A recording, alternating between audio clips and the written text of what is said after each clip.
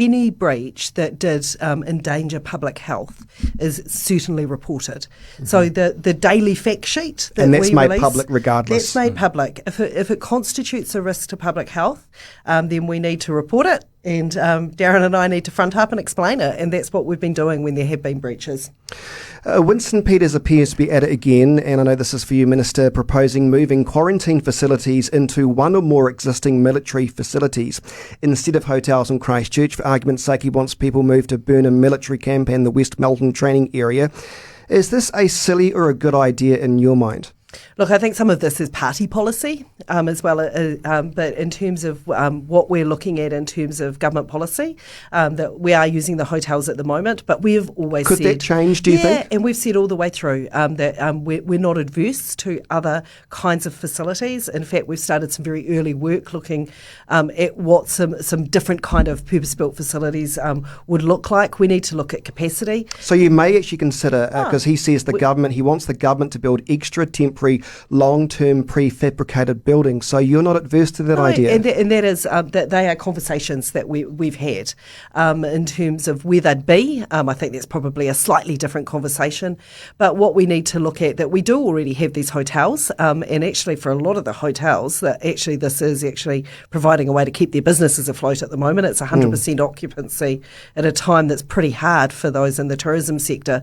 But some of them are exceptionally good for our purposes in terms of the physical layout. But look, we have always entertained the idea that we might need to build purpose-built facilities.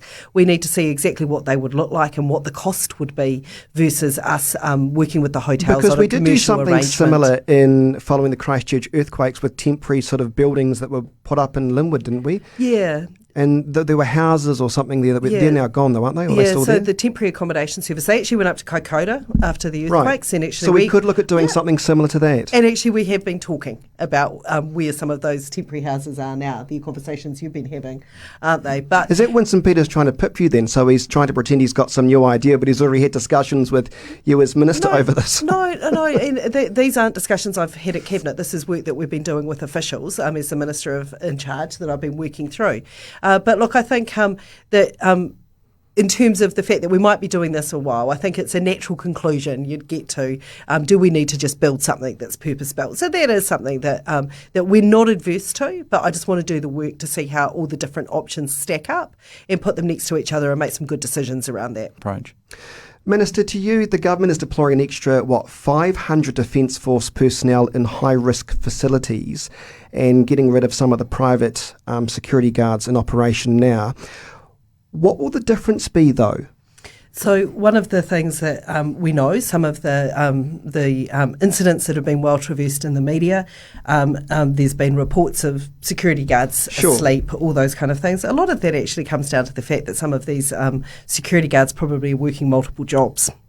So one of the things that we want to do is directly hire them ourselves. We do this with the Ministry of Social Development, so MSD directly employs its own security guards. With respect, how will you find a better layer of security staff than what you have now? Actually, paying the living wage will be, and pay rates are that's a what really I was going to ask you, actually. part of $21.15 per hour. I want to pick you up on that. That's really interesting. That's what MB will pay.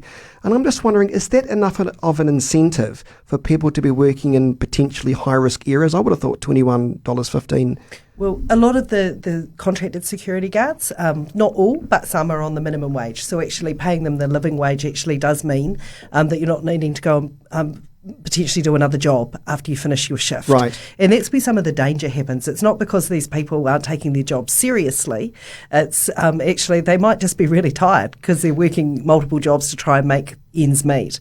So actually what we've found at MSD is actually paying people a decent wage actually does lift behaviours at work. But it's also about that security of work. People know they've got an ongoing job. We also will do the training ourselves, and I think that's a really important piece. When you're the employer, that you have the responsibility for the health and safety of that worker. You need to be putting in place the training for them and their professional development. So this is actually us saying, look, this is really important to government.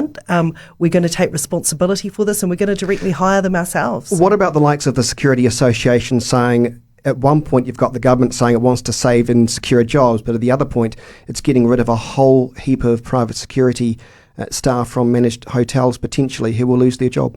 Look, I mean, there have been some issues with security. I mean, there have not been anything that have caused COVID to get out into the community. We haven't seen the instances like we saw in Victoria that have been very well traversed. But this is about us continually, every day, looking at what can we do better in our facilities, how can we make these more secure. And we think that actually having more NZDF staff, having some of that expertise and that leadership, when I walk into the facilities and I see the leadership that the operational leads from the Defence Force offer, it's really good. And also I also meet really, really dedicated security guards.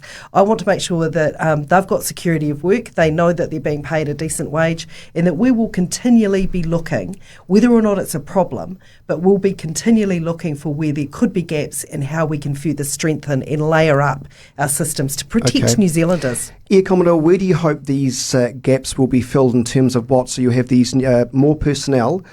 Where will they be based? Let's just stick to Christchurch here. So we've got a hotel here in Christchurch. You've got X amount of security staff at the moment, X amount of Defence Force staff. The increase you hope will do what?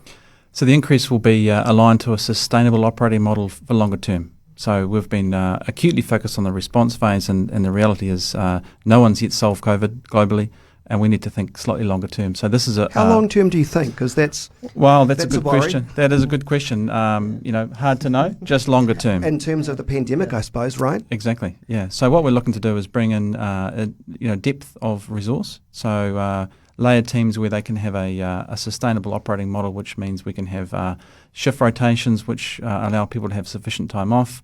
All those normal sort of working regimes that you'd expect. So not only is there going to be more staff on deck, it'll be a more sustainable operating model. The trust model hasn't worked, so now the government's increasing its security measures. I mean, using thermal technology, it seems this really is becoming quite a military exercise in some respects. Do you want to comment on that? Yeah, and there's also, we're going to do a trial at our facility of a COVID card. That's not going to stop anyone getting out, because I think if you're climbing a fence or cutting your way through a fence, you're probably not thinking, have I got my COVID card with me? But what it will allow us to do is to do a bit more contact tracing, so for the situation we have at Ridges, to know who's been in proximity with who. It will help us with that contact tracing if there is another instance like this. For the last month, that after we did have a spate of people leaving, it was like, what do we need to do to these hotels that have security that's set up around people wandering in? Electric in a normal, fence maybe. But they weren't set up to have the kind of security that we needed. So we have been trialling some systems. It's proved pretty well, but I'll let Darren work through and talk through the details of the thermal. I'll try and I'll do my best. This sounds very I'll high do my tech. best. So, yes. So really all that's saying, Chris, is this is just an ability to see by day and by night. And so I think those two things are important, of course. So this is what a pilot brings to this, Max. Right, good. This is going to go badly wrong shortly.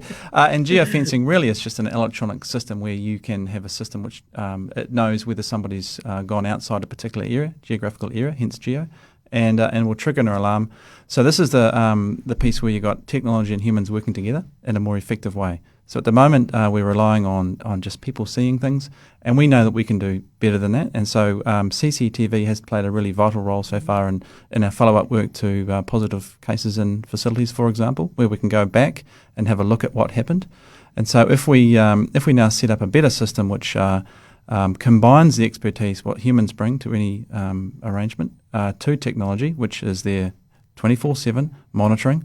If we have a door which has been ajar, if we have a fire emergency exit, for example, which has been pushed open, an alarm will go off which says that shouldn't have been the case.